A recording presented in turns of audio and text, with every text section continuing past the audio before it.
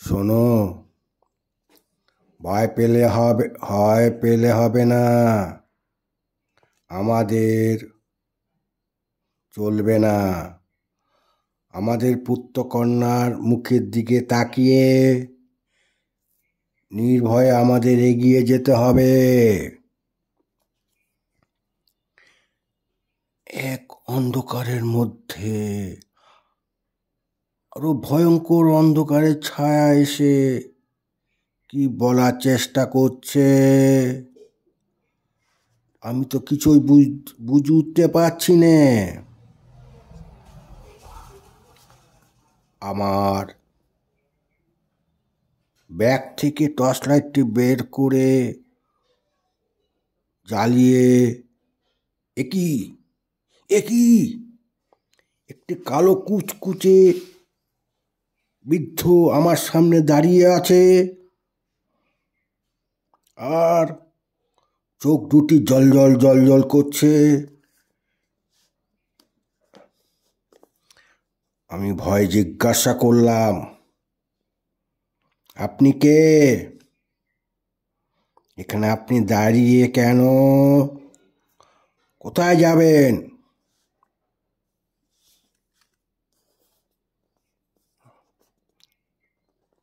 আমি তো এই জঙ্গলের পাহারাদার গো বাবা।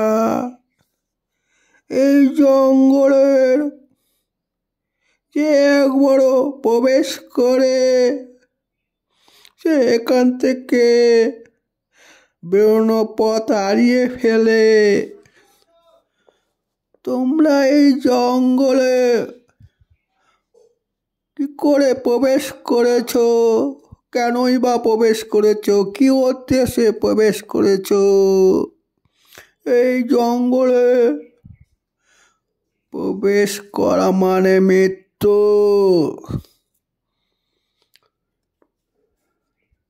ভয়ের সহিত বললাম, আমরা এক মস্ত তান্ত্রিক বাবাজির কাছে যাব বলে ঘর থেকে বেরিয়ে এসেছি। আমার মেয়েটির সহিত একটি ছেলে বেঈমানি করেছে, তার সাথে ছল করেছে। তাকে বিয়ে করবে না বলে আমার মেয়ের সাথে অশান্তি ও প্রাণে মারার হুমকি দিচ্ছে। এমন অবস্থায় আমার ছোট্টবেলার বন্ধু এক মস্ত বড় তান্ত্রিক বাবাজির কাছ থেকে সমস্যার সমাধান করার জন্য আমরা সবাই মিলে মেয়ের ভালোর জন্য এই মহা জঙ্গলের পথ দিয়ে তার উদ্দেশ্যে রওনা দিয়েছি। এখন আমরা অন্ধকারে পথ হারিয়ে ফেলেছি। দয়া করে আপনি আমাদের এই জঙ্গল থেকে বার করে পথ করে দিন।